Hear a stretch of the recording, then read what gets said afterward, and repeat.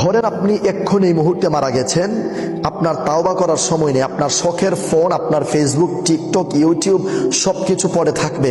আপনি কিন্তু মৃত্যুর জন্য প্রস্তুত না, কিন্তু আপনি তাওবাও করেন না, আপনার অনেক গুনাহ আছে আল্লাহর দরবারে। আপনি কিভাবে তাওবা করবেন? আপনার তো আর সময় নেই, আপনি মারা গেছেন, আপনার তাওবার দরওয়াজা বন্ধ হয়ে গেছে, আমলের দরওয়াজা বন্ধ হয়ে গেছে।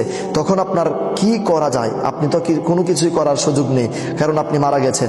এজন্যে এখন এই সময় আমার ভিডিওটি দেখার পরেই আপনারা একটা নিয়ত করে নিন, 3টি আমল রেখে যান: সদকায়ে জারিয়া, ইলম, নেককার সন্তান। বিস্তারিত সুন্দরভাবে জানতে আসুন আমরা ভিডিওটি কষ্ট করে হলেও দেখি। ধরুন আপনি এই মুহূর্তে এক্ষুনি মারা গেলেন আমার ভিডিওটি দেখার সময়, আল্লাহ না করুক, কিন্তু মারা যাওয়ার পর আপনাকে গোসল করাবে, সাদা কাফন পোশাক পরিধান করাবে 3টা, মা বোনদেরকে 5টা। আপনার লক্ষ কোটি ফলোয়ার্স থাকা সত্ত্বেও কেউ আপনার কবরে যাবে না। আপনাকে ইন্তেকালের 12 ঘন্টা পর অথবা 24 ঘন্টা পর দাফন দিয়ে দেবে। আপনার সবকিছু বন্ধ। আপনি তো মৃত্যুর জন্য প্রস্তুত ছিলেন না।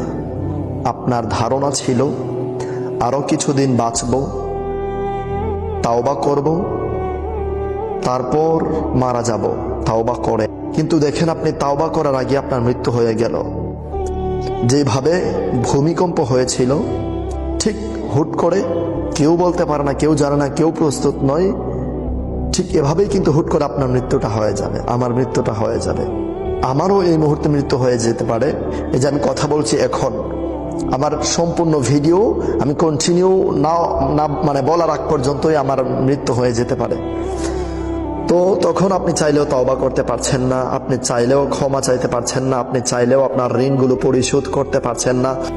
তখন তো আপনার তাওবার দরওয়াজা বন্ধ হয়ে যাবে, আপনার আমলের দরওয়াজা বন্ধ হয়ে যাবে, সবকিছু বন্ধ হয়ে যাবে। তখন আপনি চিৎকার চেঁচামেচি করলেও কোনো কাজ হবে না। আপনার নিথর দেহ লাশে রূপান্তরিত হয়ে একদম শক্ত হয়ে আপনি পড়ে থাকবেন। আপনি সব বুঝতে পারবেন, কিন্তু আপনি একটু নাড়াচাড়াও দিতে পারবেন না, কাউকে কিছু বলতে পারবেন না। তখন শুধু একটি আফসোস আপনার হবে, আমি তো এখনো তাওবা করিনি, আমি কিভাবে মারা গেলাম, হায় আফসোস। প্রথমে আপনি এটাকে স্বপ্ন মনে করবেন যে আমি স্বপ্ন দেখছি, কিন্তু যখন এই স্বপ্ন আর কখনোই ভাঙবে না, যখন কবরে রেখে সবাই চলে আসবে, নোমান নামক একজন ফেরেশতা আপনার কবরে এসে আপনাকে উঠিয়ে বসিয়ে রাখবে, এবং এরপর 2জন ফেরেশতা আসবে, মুনকার নাকির। এই 2জন ফেরেশতা আসার পর তারপর আপনার খেয়াল হবে, হায় আফসোস, আমি তো কবরে চলে আসছি, আমি তো কবরে সত্যি আমি মারা গেছি। তো যাই হোক, আপনি মারা গেছেন, আপনার সবকিছু বন্ধ। এবার আপনার দুনিয়াতে থাকাকালীন সময়ে এই আফসোসগুলো আপনার ইন্তেকালের পর আপনার এই আফসোসগুলো থেকে গেল যে আপনি তাওবা করতে পারেননি, কিছু করতে পারেননি, আল্লাহর জন্য কিছুই করতে পারেননি, আপনি মারা গেছেন। নাফরমানি করার কারণে আপনি জাহান্নামী হয়ে যাবেন আজীবন, কিয়ামতের আগ পর্যন্ত জাহান্নামী আপনি। আফসোস, কিয়ামত হওয়ার পরেও জাহান্নামী, যার কোনো শেষ নেই।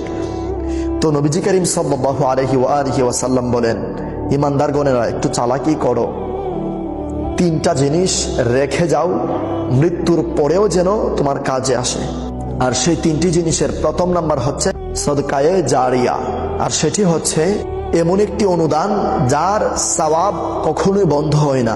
যেমন কোনো মসজিদে আপনি একটা ফ্যান দিয়েছেন, মসজিদের একটি মাইক দিয়েছেন যেটি দিয়ে আজান দেওয়া হয়, কোরআন তেলাওয়াত করা হয়, আলোচনা ওয়াজ নসিহত করা হয়। অথবা আপনি মসজিদের একটি পাপোশ দিয়েছেন, মসজিদের একটি টাইলস দিয়েছেন, আপনি মসজিদের ইমাম সাহেব যেখানে দাঁড়িয়ে নামাজ আদায় করে সেখানে একটি জায়নামাজ দিয়ে দিয়েছেন। তো এটা একদম সদকায়ে জারিয়ার আমল, সদকায়ে জারিয়ার একটি ফায়েজ আপনি পেয়ে গেলেন। অথবা আপনি রাস্তার পাশে একটি টিউবওয়েল বসিয়ে দিয়েছেন, আপনি রাস্তা ঠিক করে দিয়েছেন, রাস্তার পাশে আপনি গাছ লাগিয়ে দিয়েছেন, যে গাছের ফল মূল, গাছের ছায়ায় মানুষ বেঁচে থাকতে পারে, মানুষের সুবিধা হয়। এই ধরনের কাজগুলো হচ্ছে সদকায়ে জারিয়া।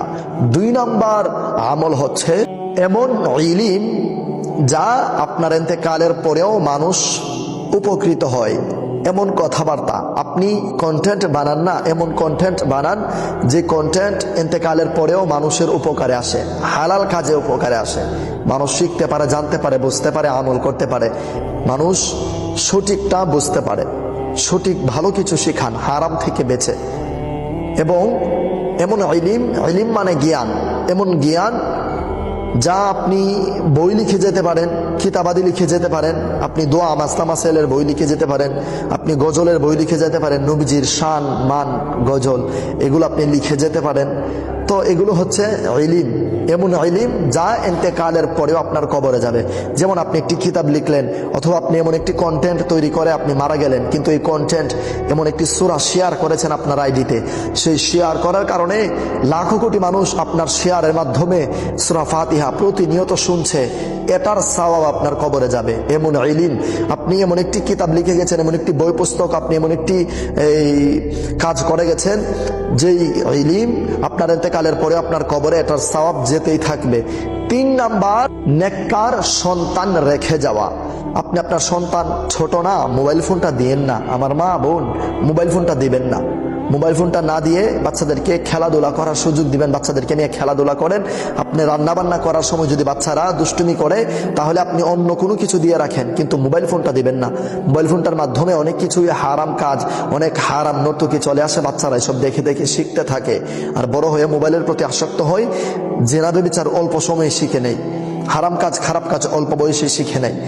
তো মোবাইল ফোন না দিয়ে আপনি বাচ্চাকে কায়দা শিখান, আলিফ বা তা থা জিম হা এগুলো শিখান, সূরা কিরাত শিখান, দোয়া দুরুদ মাসলা মাসাইল এগুলো শিখান, বাচ্চাকে নামাজ শিখান, বাচ্চাকে মাদ্রাসায় পড়ান, ভালো মাদ্রাসায়, ভালো সুন্নি মাদ্রাসায় ভর্তি করান, যে মাদ্রাসায় পড়ে আলেম হবে, দাওয়াত ইসলামীর মাদ্রাসায় ভর্তি করান, যেখান থেকে বাচ্চারা অনেক নেককার সন্তান হবে এবং ফরহেজগার মুত্তাকি হবে, আদর্শবান সন্তান হবে, যা ইন্তেকালের পরেও আপনার সন্তান আপনার জন্য যে কোনো প্রান্তে দাঁড়িয়ে দোয়া করে, আপনার কবরের পাশে দাঁড়িয়ে দোয়া করে, আপনার জানাজা পড়ে, আপনার জন্য প্রতি মোনাজাতে কান্নাকাটি করে, আল্লাহর দরবারে ফরিয়াদ করে, আপনার জান্নাতের জন্য, আপনার নাজাতের জন্য এমন কিছু রেখে যান। এই 3 নাম্বার হচ্ছে নেককার সন্তান রেখে যাওয়া। যা নেককার সন্তান, যদি আপনার সন্তান বিয়ে করার পর আপনার যদি নাতি হয়, আপনার সন্তান আপনার নাতিও কিন্তু ভালো কিছু শিখাবেন, কারণ আপনি আপনার সন্তানকে ভালো কিছু শিখিয়েছেন, আপনার নাতি আপনার পতিকে ভালো কিছু শিখিয়ে যাবেন। ঠিক এভাবে কিয়ামত পর্যন্ত ভালো কিছু মানে একের পর এক শিখিয়ে যাবে, যার সওয়াব আপনার কবর পর্যন্ত পৌঁছে যাবে ইনশাআল্লাহ। আমি যেইভাবে আপনাদেরকে আজকে এই কথাগুলো বললাম, ধরেন আমি ইন্তেকাল করলাম, ইন্তেকালের পরেও আমার কথাগুলো রয়ে যাবে, মানুষ শুনবে, শিখবে, জানবে। আমার আল্লাহ যদি দয়া করে এটা সদগায়ে জারি আর আমলে কবুল করে, আর আপনারাও যারা এই ভিডিওটি প্রচুর পরিমাণে শেয়ার করবেন, টাইমলাইনে রাখবেন এবং অন্য মানুষদেরকে শেয়ার করে শিখার, বোঝার, সঠিকটা জানার সুযোগ করে দেবেন, শেয়ার করার মাধ্যমে আপনারাও কিন্তু সদগায়ে জারিয়ার সওয়াব পেয়ে যাবেন ইনশাআল্লাহ। আমার প্রিয় মা ও বোনেরা, প্রিয় ভাই বাবারা, আশা করছি আপনারা সকলে বুঝতে পেরেছেন। আজকের ভিডিওটি প্রচুর পরিমাণে শেয়ার করে সারা বিশ্বে ছড়িয়ে দিন। আসসালামু আলাইকুম ওয়া রাহমাতুল্লাহ।